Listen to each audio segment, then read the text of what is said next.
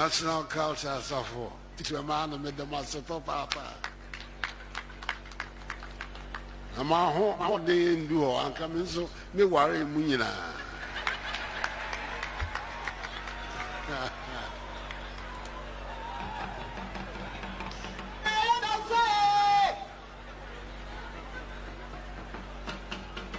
Metropolitan Catholic Archbishop of Cape Coast and other eminent clergy, including the Central Regional Chief Imam, the Chairperson, or therefore Amwakwa Boadu the Seventh, President of the Central Regional House of Chiefs, and the Mahine of Bremen Traditional Area, Central Regional Minister, Member of the Council of State, Minister for Food and Agriculture, Minister for Fisheries and Aquaculture Development, the Member of Parliament for Wutusenya East, Ministers and Deputy Ministers of State, Member of Parliament for Cape Coast South and other Members of Parliament, Municipal Chief Executive for Cape Coast, the Chairperson, Members of the Board of Directors and Chief Executive Officer of Ghana Cocoa Board, the Executive Secretary, Ghana Cote d'Ivoire Cocoa Initiative, Managing Director of the Agricultural Development Bank, Osaberma Kwesiata II, Omani of the Ogwa Traditional Area, and other traditional rulers, members of the Diplomatic Corps, farmers and fisher folk, residents of Cape Coast, fellow Ghanaians, ladies and gentlemen. It is good to be back in the historic, beautiful capital of the Central Region and Ogwamai, Cape Coast, Gwe, to celebrate the 37th edition of Farmers' Day.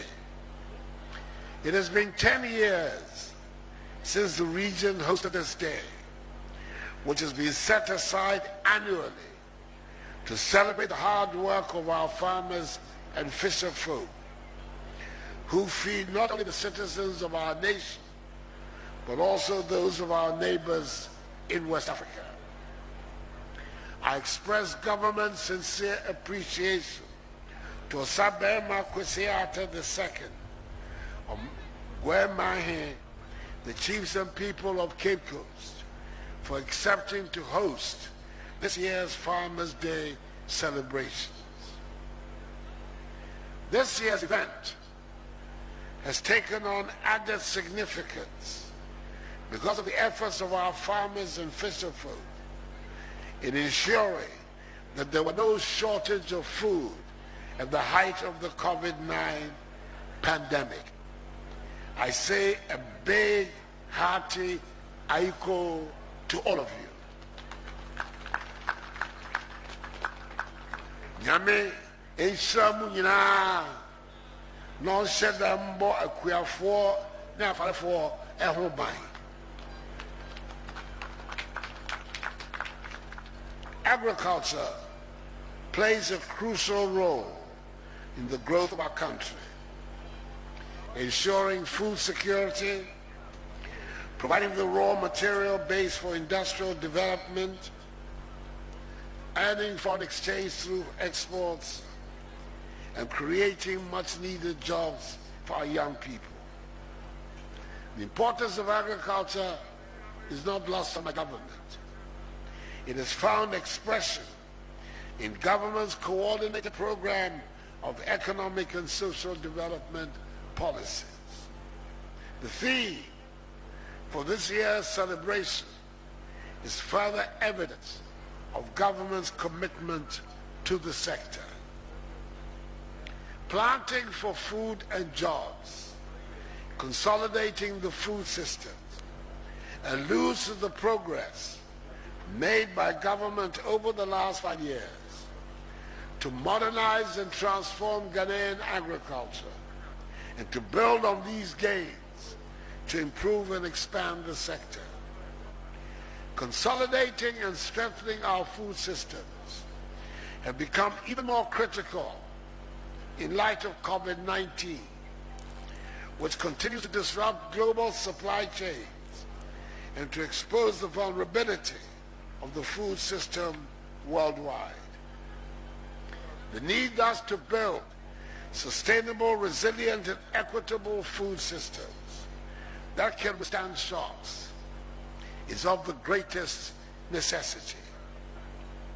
Fellow Ghanaians, when you so graciously conferred on my mother's self the mantle of national leadership nearly 5 years ago, my government set out to transform Ghanaian agriculture through investment in integrated and mutually reinforcing measures that are yielding positive results.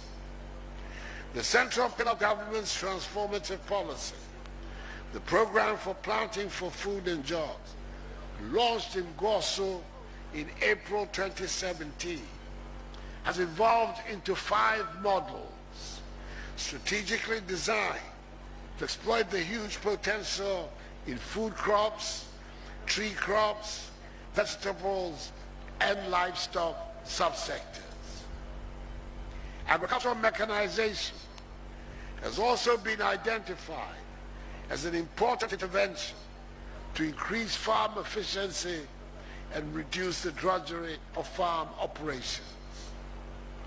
Complementary programs such as the revitalization of the National Food Buffer Stock Company to improve market access, investment in warehouses to store grain surpluses anticipated from increased productivity and production, the One Village, One Dam policy to increase water availability for all year production, and the One District, One Factory initiative to promote rural industrialization have all contributed to the success since chalked in the agriculture sector.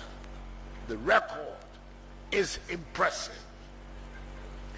We have, through the program, achieved a yearly average growth of agriculture of 5.8% from 2017 to 2020, compared to the 2.7% growth we inherited in 2016. To date, a total of 1.4 million metric tons of fertilizers and some 91,000 metric tons of certified seeds have been made available to farmers since 2017, with the number of beneficiary farmers now hitting the 1.7 million mark, taking off from the initial number of 207,000 farmers in 2017. Through planning for export and rural development, which was launched in 2019 to promote the rapid development of 6 strategic tree crops, that is rubber, oil palm, cashew, mango, coconut, and shea, and thereby diversify and augment our export earnings. Some 29 million seedlings have been distributed to some 220,000 beneficiary farmers. Rearing for Food and Jobs, aimed at expanding domestic meat production and reducing the huge annual import bill for meat and meat products of some 300 million United States dollars, has seen thousands of different livestock species being distributed to 7 national livestock breeding stations in 196 MMDAs across the country.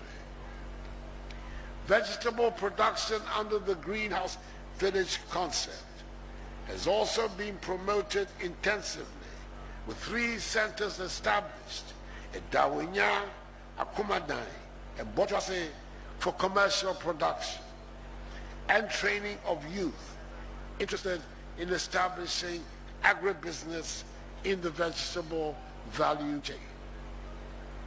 To improve the efficiency of farmer operations, a total of 8,980 units of various machineries and equipment have been imported to enhance access to mechanization services by farmers. 63 out of the proposed 81,000 metric capacity warehouses have been completed. This has increased the warehouse capacity owned by government to 97,000 metric tons. Additional warehouses will be constructed to handle the expected increased production of grains, to enlarge storage and reduce post-harvest losses. The result of significant investment by my government in the Ghana Commercial Agriculture Program has resulted in the availability of a total of 13,190 hectares of additional irrigable land through the rehabilitation of Tono, Pong Left Bank, and Pong irrigation schemes for rice and vegetable cultivation. This has benefited some 14,264 smallholder beneficiaries directly, creating some 40,000 jobs from several value chain activities generated from the irrigation schemes. To address the perennial challenges of access to credit for our farmers and fisherfolk, the Ghana Incentive-Based Risk-Sharing Agricultural Lending Scheme, GERSL, was established in 2019 to guarantee banks lending to boost agriculture. In 2 years of its operations, GERSL has provided and issued credit guarantees for agricultural loans to the tune of 273 million cedis. We're also introducing insurance products through the Ghana Agricultural Insurance Pool GAIP as risk mitigating measures to promote investment in agriculture. My government has also succeeded in reviving agricultural extension services. Beginning with a staff strength of 1,580 in 2016, 2,700 more extension officers were recruited by 2019, improving the extension officer to farmer ratio from 1 to 1,500 in 2016 to 1 to 706 currently. This is how still below the FAO recommended ratio of 1 to 500, which is our goal. I'm happy to inform you that approval has been given by Cabinet for the recruitment of an additional number of 1,100 veterinary officers into the Ministry of Food and Agriculture. 50% of this number will be recruited in 2022, and the remaining 50% progressively taken on board over a 2-year period. Construction works on fish landing sites and harbor projects located in the Greater Accra Central and Western regions are progressing steadily. These projects are expected to facilitate the transformation of the fisheries sector by providing modernized berthing, handling, processing, and mechanization facilities to fisherfolk. The necessary preparatory works are also ongoing for the enactment of a new Fisheries Act to replace the existing Fisheries Act 2002, Act 625, which would better address lapses in the existing legislation and deepen sustainable management of fisheries resources. Government is happy to note that the fishing community has enthusiastically embraced and has seen the benefits of the closed season policy. Furthermore, Cabinet has granted approval for the procurement of a research vessel and 4 patrol boats for the fisheries sector. The acquisition of a research vessel will facilitate regular fisheries research and stock assessment that will amplify data availability for strategies for science-based fisheries management. The 4 patrol boats will also strengthen enforcement capacity to help address the issue of overexploitation and overfishing, as well as help curb the pervasive incidents of illegal, unreported, unregulated fishing. Government will continue to do all it can to help preserve the marine ecosystem. Cocoa, which has been the mainstay of the Ghanaian economy, has also seen significant transformation since 2017. From an average production of 880,000 tons, the country hit an all-time record production of 1,047,385 tons in 2021, being the highest ever yearly production of cocoa since it was introduced into Ghana in 1879. This has been made possible by the introduction of productivity improvement techniques that ensure higher yields from the same acreage, the adoption of technology and practices that modernize cocoa production in an environmentally, socially, and sustainable manner, the design of policies to address the inequalities in the international marketing system of cocoa by paying a living income differential of an additional 400 United States dollars per ton of cocoa to farmers, and the fostering of partnerships and collaborative actions of stakeholders towards greater investments. In addition to the increase in productivity, these particular interventions have created direct employment for some 72,906 young people. Furthermore, 300 domestic businesses have been created to provide service delivery in the rehabilitation of farms.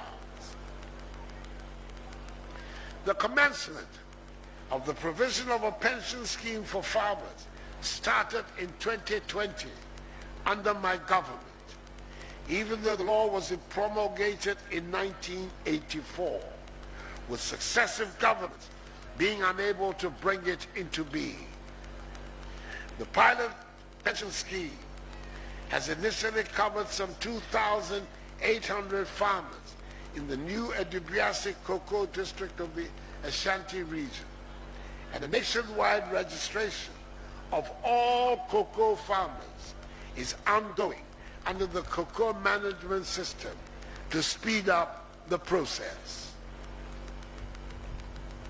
Chairperson, Nana Chairperson, in spite of these considerable advances, we know there's still a lot of work to be done to bring our nation's agricultural sector up to par with those of the world's leading economies.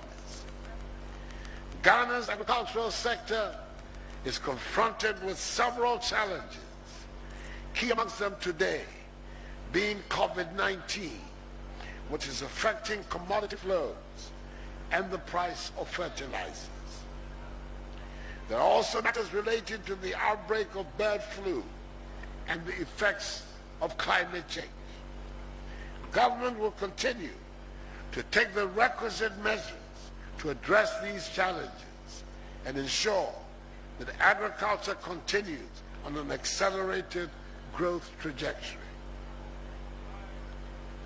Despite having a relatively low active case count of 727 persons infected with COVID-19 as of 28th November, and vaccinating a total of 5,556,210 persons. It is important that we bear in mind that the pandemic is far from over. Last Sunday, the Ghana Health Service announced several important additional measures aimed at ensuring that we continue to win the fight against the virus. I appeal to all of you to adhere to them. Moreover, to fast-track our economic recovery from the pandemic, the Ghana Cares or Bantampa program has been launched. The program will inject into the economy 100 billion cedis with support from the private sector that will help create jobs and develop industry. The agricultural component of Ghana Cares is to support commercial farming by attracting young people into agriculture, developing and promoting agro-processing and food import substitution commodities such as rice, poultry, sugar, cassava through PPP arrangements, and facilitating access to land and affordable financing. A framework has been developed to provide 50% interest rate subsidy for loans advanced to qualified agro-businesses by financial institutions. This will be extended to qualified farmers to expand poultry production operations for hatcheries and processing plants. The target is to support the farmers with affordable financing to produce 5 million broiler birds, equivalent to 10,000 metric tons of meat by the end of this month of December. Government is aware that investors continue to face challenges with respect to accessing agricultural land due to the unfortunate multiple land tenure arrangements and the absence of satisfactory documentation on land titles. As part of the Ghana Cares program, government is creating an agricultural land information bank, which will enable landowners to put forward lands to the bank they intend to lease to investors. This will reduce the cost and difficulties of land such as for investors. Nana Chairperson, one obvious downside of the pandemic has been the upsurge in world prices of fertilizers. As some manufacturing companies shut down or reduced production because of the increase in gas prices, suppliers thus could not provide the requisite quantities needed for the 2021 production season. These developments have intensified the need for us, finally, to have our own domestic facilities for the manufacture of fertilizers in significant quantities to meet our needs. The government is working on this. Nevertheless, for the time being, whilst ensuring the early award of contracts for the supply of fertilizers, government is also collaborating with the ACP group of companies, a Moroccan conglomerate, to map soils in Ghana according to their nutrition and chemical composition. This will enable the use of blended fertilizers specific to soil types, promote efficient use of fertilizers, and increase productivity. To eliminate any possible abuse of fertilizer subsidies, a farmer database has been developed with biometric information, a feature for tracking fertilizer bags, and a subsidy redemption solution with inbuilt security features such as deduplication, token verification, and biometric authentication before subsidizer first the subsidies are disbursed to farmers. Out of the target figure of 1.2 million farmers earmarked for registration, a total of 597,662 have been registered as of October 2021. The others will be registered as soon as possible. This will help in proper planning and targeting of fertilizer and seed subsidy beneficiaries and prevent smuggling. Through the use of digital technology, the Ghana Commodity Exchange is employing digital platforms to trade in agricultural commodities. Towards combating the menace of climate change, which has considerable impact on the fundamentals required for our survival on Earth, rise in sea levels, severe and extreme weather conditions such as droughts, floods, and erratic rainfall patterns, and growing desertification, Ghana is employing well-designed policies and strategies with action plans and programs to this end.